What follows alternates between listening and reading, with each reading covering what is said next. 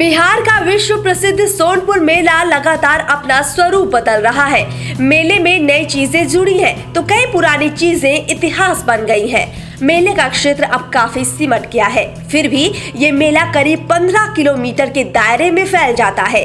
Corona महामारी के सामने आने के बाद पिछले 2 साल से ये मेला प्रभावित हो गया। सरकार ने मेले के आयोजन की इजाजत ही नहीं दी थी। अब 3 साल के लंबे अंतराल के बाद ये मेला फिर से लगने वाला है।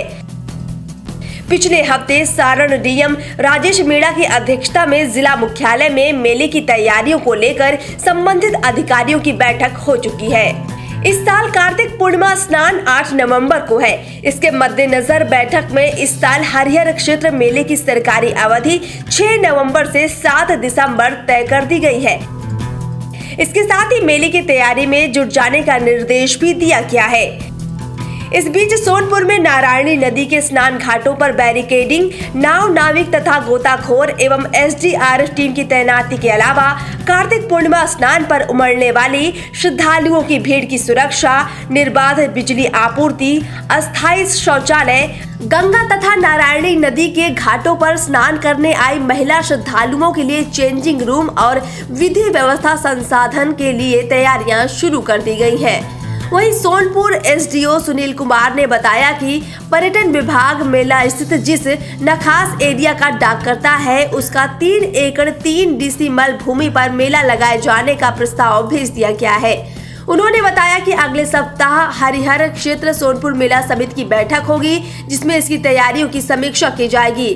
हरिहर क्षेत्र मेला की हृदय स्थली माने जाने वाली नखास एरिया में ही पर्यटन विभाग का मुख्य पंडाल होता है। इस पंडाल के मुख्य कला मंच पर प्रतिदिन सांस्कृतिक कार्यक्रमों का आयोजन होता है। इन कार्यक्रमों में देश के विभिन्न राज्यों की लोक संस्कृति, लोक कला एवं लोक गायन की झांकियां कलाकार प्रस्तुत करते हैं। इसी बीच कला संस्कृति विभाग की ओर से 3 दिनों का हरिहर क्षेत्र महोत्सव आयोजित होता है। इसमें देश के जाने माने कलाकारों को बुलाया जाता है। नखास एरिया में हस्तशिल्प के अलावा विभिन्न सरकारी और गैर सरकारी विभागों की प्रदर्शनी लगाई जाती है। इसके अलावा कश्मीरी शॉल, ऊनी कंबल, गर्म ठंडे कपड़ों की दुकानों के साथ विभिन्न क्षेत्रों के स्वादिष्ट व्यंजन के होटल आदि लगाए जाते हैं।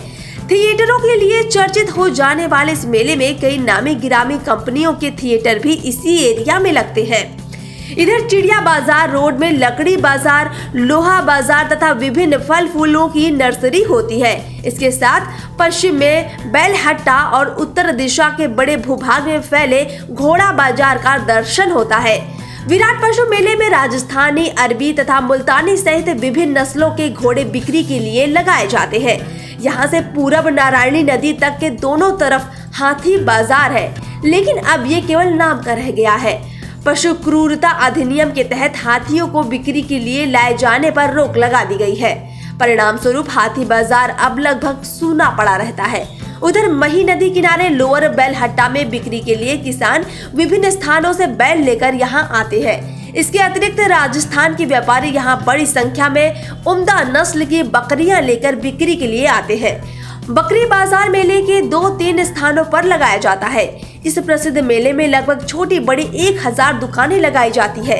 ये मेला करीब 5 किलोमीटर की दूरी में चारों तरफ फैला हुआ है, लेकिन कार्तिक पूर्णिमा स्नान से 1 दिन पहले और 1 दिन बाद तक 10 मेले का विस्तार करीब 15 किलोमीटर क्षेत्र में हो जाता है। इन 3 दिनों में ये मेला हाजीपुर शहर के साथ ऐतिहासिक कोनहारा घाट से लेकर सोनपुर और पहलेजा घाट धाम तक फैल जाता है। इन 3 दिनों में ये मेला हाजीपुर शहर के साथ ऐतिहासिक कोनहारा घाट से लेकर सोनपुर और पहलेजा घाट धाम तक फैल जाता है।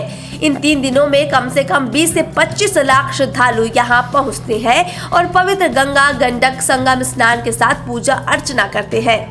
विश्वविख्यात हरिहर क्षेत्र मेला कब से लग रहा है, इसकी कोई ज्ञात इतिहास नहीं है, लेकिन तथ्य सामने आते हैं कि स्वाधीनता संग्राम के कई पुराने वीर योद्धा इस मेले से अस्त्र शस्त्र की खरीदारी करते थे।